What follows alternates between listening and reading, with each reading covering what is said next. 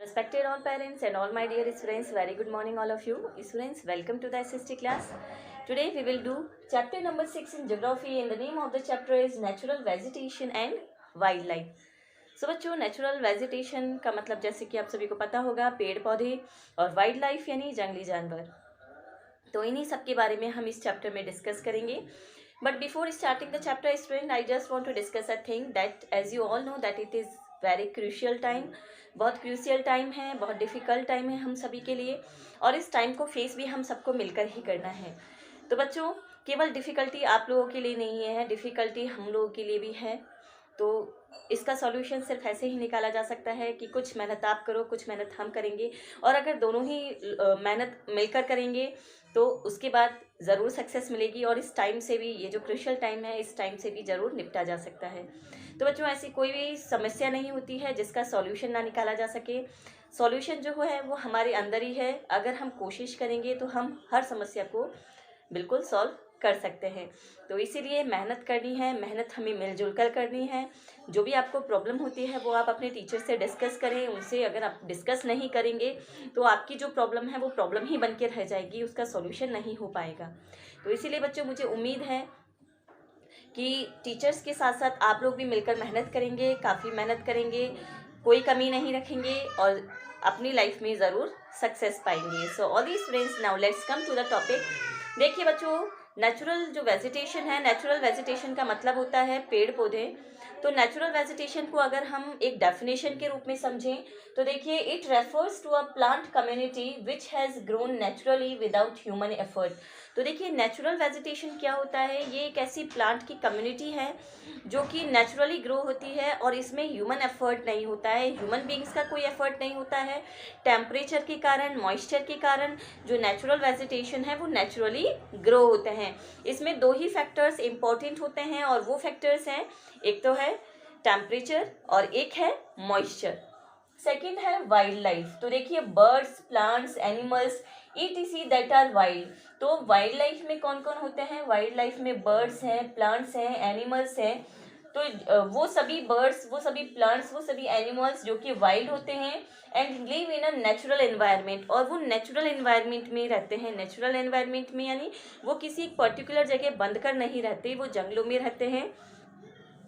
तो स्टूडेंट्स, इसी तरह से नेचुरल वेजिटेशन के बारे में इस चैप्टर में बताया गया है, वाइल्ड लाइफ के बारे में बताया गया है। नेचुरल वेजिटेशन और वाइल्ड लाइफ जो है अलग अलग जगह पर अलग अलग होती है। जैसे कि इस चैप्टर के स्टार्टिंग में ही हमने पढ़ा था कि सलीमा नाम की एक जो बच्ची है, तो वो एक टूर पर जा रही है, हिमाचल टूर पर जा रही है, और जैसे जैसे उसकी बस आगे बढ़ती जाती है, जैसे जैसे वो रोहतांग की ओर बढ़ती जाती है या जैसे जैसे वो पहाड़ी एरिया की ओर जाती जाती है, तो वो एक चीज़ नोटिस करती है। वो नोटिस करती है कि अलग अलग जगह पर जो पेड़ पौधे हैं, तो उनकी जो पत्तियां हैं, उनकी जो शेप है, पेड़ों की शेप अलग अलग है। कहीं पर श्रब्स हैं, कहीं पर ग्रासलैंड्स हैं, कहीं पर बड़े बड़े पेड़ हैं। तो कहने का मतलब है कि जो नेचुरल वेजिटेशन है वो अलग अलग जगह के टेम्परेचर के अकॉर्डिंग, अलग अलग जगह की मॉइस्चर के अकॉर्डिंग अलग अलग होती है, तो उनकी शेप भी अलग अलग होगी। तो वही चीज़ जो सलीमा नाम की बच्ची है वो अपने हिमाचल टूर के दौरान नोटिस करती है, और इसी चीज़ को वो अपने अंकल श्रीनिवास से शेयर भी करती है। तब उसके अंकल उसे बताते हैं कि अलग अलग जगह पर हम जब जाएंगे तो वहाँ के टेम्परेचर के अकॉर्डिंग वहाँ का जो वेजिटेशन है, नेचुरल वेजिटेशन है, वो भी अलग अलग होगा। उसी तरह से वाइल्ड लाइफ है, अलग अलग जगह में हमें अलग अलग बर्ड्स, अलग अलग प्लांट्स, अलग अलग एनिमल्स देखने को मिलते हैं।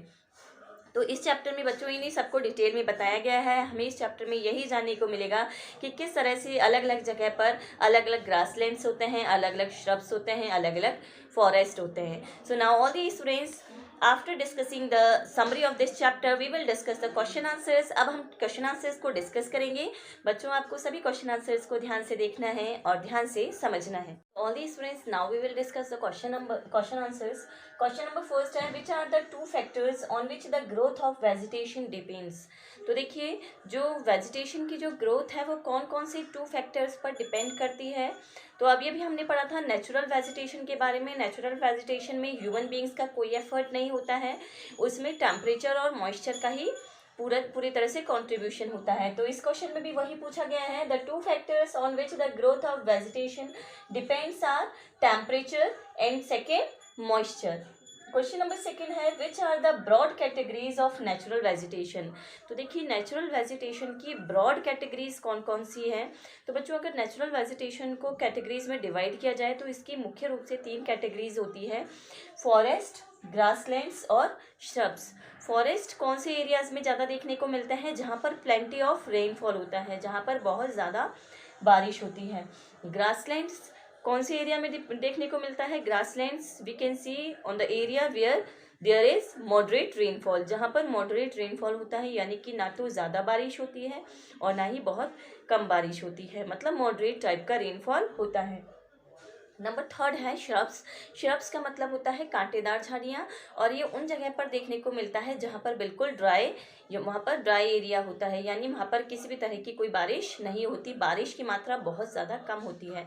तो क्वेश्चन पूछा जा रहा है कि which are the broad categories of natural vegetation. Natural vegetation की ब्रॉड कैटेगरीज कौन कौन सी हैं। तो 3 ब्रॉड कैटेगरीज है, forest where there is plenty of rainfall, grassland where there is moderate type of rainfall, and shrubs where there is no rainfall या very less amount of rainfall। तो question number third है name the 2 hardwood trees. हमें 2 hardwood trees के name बताने हैं that commonly found in tropical evergreen forest, जो कि tropical evergreen forest में मिलती है। एवरग्रीन फॉरेस्ट यानी आप जानते होंगे एवरग्रीन फॉरेस्ट वो फॉरेस्ट होते हैं जो कि पूरे साल भर हरे भरे रहते हैं, यहाँ पर पूरे साल भर बारिश होती है। तो वो 2 हार्डवुड ट्रीज हैं, रोजवुड और महोगेनी। तो students I am again repeating all these question answers, please listen carefully. Question number first, which are the 2 factors on which the growth of vegetation depends? Answer is temperature and moisture. Question number second, which are the broad categories of natural vegetation? Answer forest, grasslands and shrubs. Question number third है name the 2 hardwood trees commonly found in tropical evergreen forest. तो answer है इसका rosewood and mahogany. Friends, now our next question is in which part of the world are tropical deciduous forest found? तो पूछ रहे हैं कि world के कौन सा ऐसा पार्ट वर्ल्ड का कौन सा ऐसा पार्ट है जहाँ पर ट्रॉपिकल डेसिडस टाइप के जो फॉरेस्ट हैं वो देखे जा सकते हैं। तो देखिए in regions that experience seasonal changes. देखो जहाँ पर जो मॉनसून टाइप का जो क्लाइमेट होता है, मॉनसून टाइप का क्लाइमेट आप लोग को इंडिया के बारे में भी पता होगा कि इंडिया में मॉनसून टाइप का क्लाइमेट है, और यहाँ पर सीजनल चेंजेस देखे जा सकते हैं। सीजनल चेंजेस का मतलब होता है कि जहाँ पर पर्टिकुलर सीजन होता है, सर्दी का पर्टिकुलर सीजन होता है, जहाँ पर्टिकुलर मंथ होता है जब गर्मी का सीजन होता है, पर्टिकुलर मंथ में विंटर सीजन होता है और पर्टिकुलर मंथ में रेनी सीजन होता है, तो इसको कहा जाता है सीजनल चेंजेस। तो ट्रॉपिकल डेसिडस जो फॉरेस्ट है वो ऐसे रीजन्स में देखे जा सकते हैं दैट एक्सपीरियंस सीजनल चेंजेस, जहाँ पर सीजनल चेंजेस होते हैं। और सीजनल चेंजेस क्योंकि इंडिया में भी होते हैं तो इंडिया में भी ट्रॉपिकल डेसिडस फॉरेस्ट देखे जा सकते हैं। तो क्वेश्चन पूछा जा रहा है in which part of the world are tropical deciduous forest found. तो in regions that experience seasonal changes. Next question है in which climatic conditions are citrus fruits cultivated. Citrus fruits का कल्टीवेशन कौन से climatic conditions में होता है। तो देखिए हॉट ड्राई समर्स, जहाँ पर जो समर्स हैं वो बिल्कुल हॉट होता है, ड्राई होता है, बिल्कुल बारिश नहीं होती, एंड मिल्ड रेनी विंटर्स, और जहाँ पर विंटर्स में माइल्ड रेनी, जो विंटर्स होती है वो जहाँ माइल्ड रेनी होती है, यानी वहाँ पर हल्की बूंदाबांदी होती है। तो क्वेश्चन में पूछा जा रहा है कि सिट्रस फ्रूट्स किस तरह के क्लाइमेटिक कंडीशन में कल्टीवेट होता है। तो hot dry summers and mild rainy winters, where we can find hot dry summers and mild rainy winters। तो नेक्स्ट क्वेश्चन है बच्चों हमारा question number 6, mention the uses of conifers forest.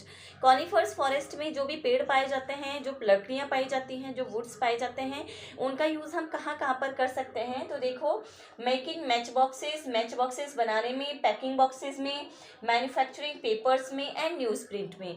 तो इन सभी में हम कॉनिफर्स फॉरेस्ट का यूज़ कर सकते हैं। नेक्स्ट क्वेश्चन पूछा जा रहा है in which part of the world is seasonal grasslands found.